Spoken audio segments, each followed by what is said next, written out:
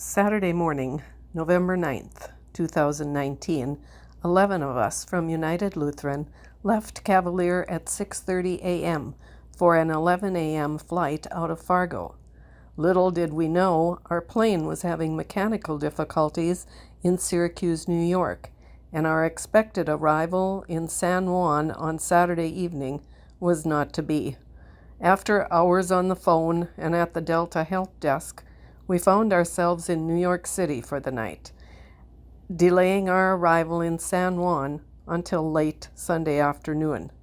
We did arrive there at 4:30, picked up our vans, and headed to the camp.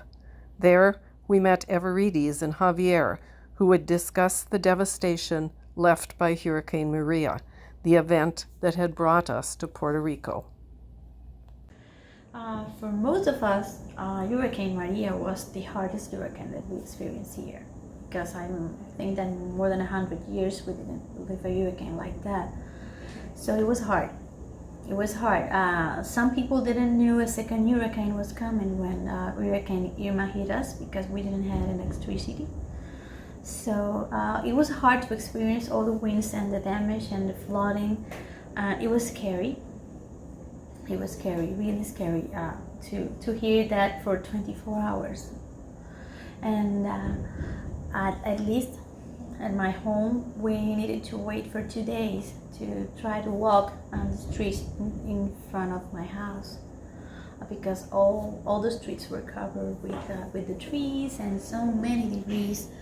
But it was the people, it was the neighbors that really helped us to recover from that, because that first or second day we saw so many people cutting trees and opening the roads for us to at least walk.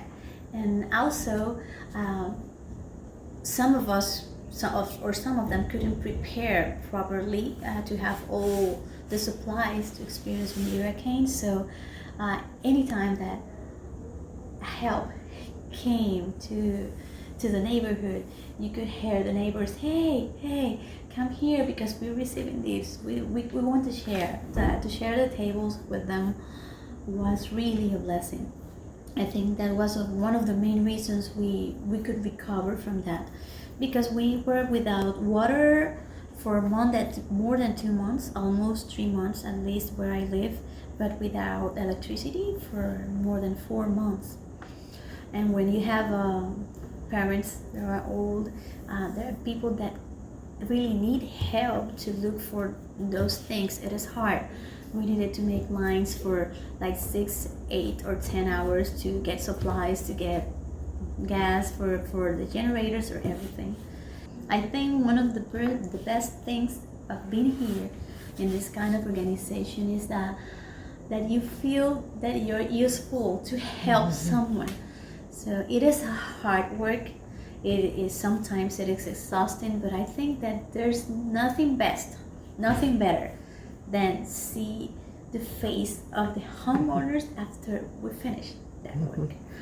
Just to hear the thank you of someone that the first day didn't even say hi because they were shy or they were worried or something, but say thank you for being here and I want you to come back.